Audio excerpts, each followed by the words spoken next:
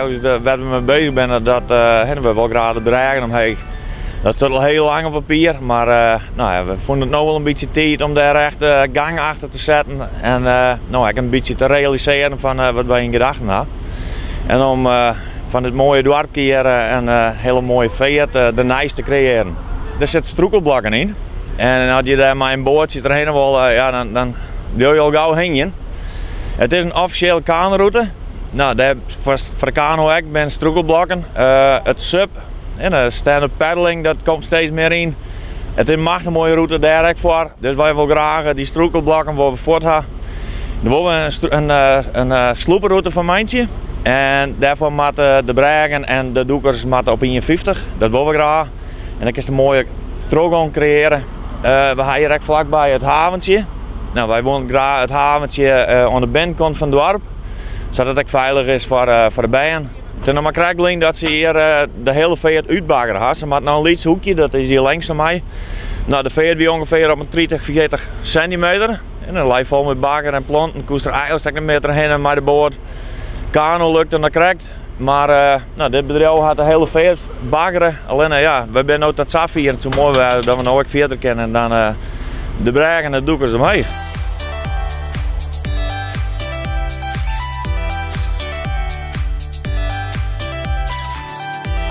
Achter mij dus de herne Braggen. En op zich wie dat nou, een oud bregje die wie kon vervang ik daar. En voor jou Rielien hebben ze die vervangen en die is eigenlijk voor het mooi op maat. En eigenlijk zien we dat bij alle Braggen de doekers grasje wel. En zo maakt het eigenlijk. Ja, we zijn hier bij de Verklefferzij. En achter mij dat is de doeker. Nou, je kan wel zien van dat is ongeveer een 22 centimeter. Daar hebben we helemaal niks mee. Nou, als je maar de kano best en dan mag die kano je de dik op hijsteren en dan je weer naar beneden. Dan denk ik dat het gauw weer omkost. En ook voor de sub, ja, een sub is wat lichter, dat lukt op zich nog wel.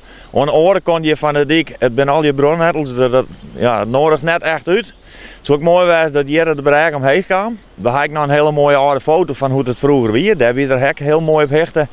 We hebben een hele mooie sierlijke Braggen. Dat zouden we mooi, ja, zouden we wel zien dat die hier weer omkwam.